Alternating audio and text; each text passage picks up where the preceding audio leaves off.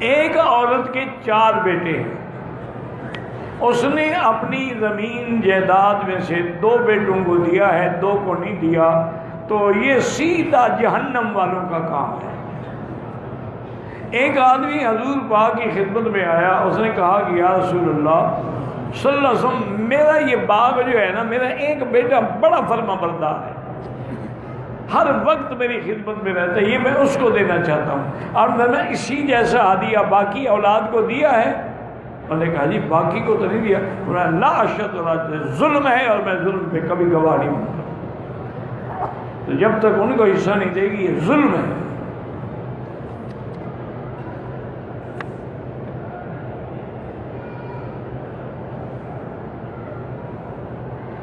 ایک عورت نے طواف کیا، واجب الطواف بھی پڑھے، پھر گم ہو گئی، ہوٹل پہ چلی گئی، صفا مروہ نہیں کیا، اگلے دن مسجد عائشہ سے دوبارہ ہوٹل اس کو مل گیا،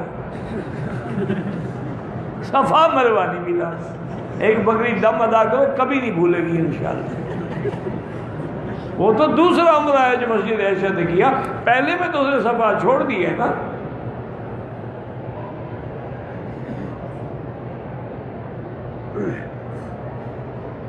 اگر کسی نے حل کرانے سے پہلے احرام کھول کے سلے ہوئے کپڑے پہن لیے، 1 گھنٹے کے بعد اس نے حل کرایا، انشاءاللہ کوئی دم نہیں ہے، لیکن بہتر ہے کہ 4-5 ریال خیرات کر دو۔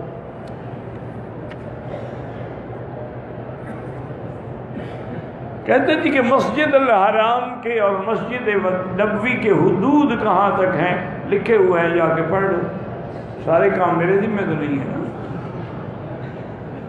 نقشے بنے ہوئے ہیں، باہر باقاعدہ کمپیوٹرائز نقشہ لگا ہوا ہے، حرم میں بھی نقشہ لگا ہے، کہاں تک حد ہے، کہاں شمال ہے، کہاں جنوب ہے، ہر کام تم دوسروں پر چھوڑ دیتے ہو۔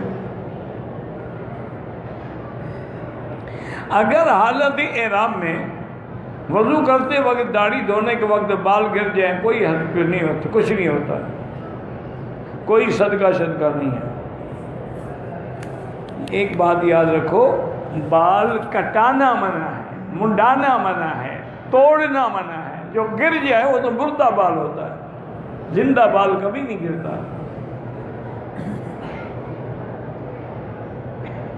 1.5 سال پہلے میں نے تعلیم مکمل کر لی ہے، لیکن نوکری نہیں مل رہی۔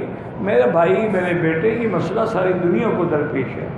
بہرحال ہر مسئلے میں اللہ کی طرف رجوع کریں، روزانہ 2 رکعت نماز پڑھا کرو، اور اس کے بعد حسبنا اللہ و نعم الوکیل، جتنا ہو سکے چلتے پھرتے اٹھتے بیٹھتے، انشاءاللہ اللہ مشکل حل کر دیں گے۔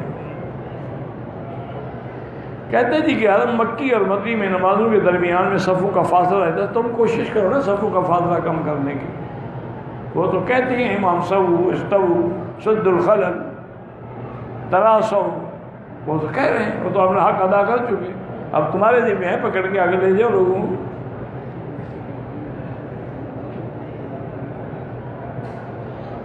اگر کسی نے صفا مروہ کے 7 چکروں کے بجائے 14 چکر لگا لیے، وہ ہو گئی انشاءاللہ،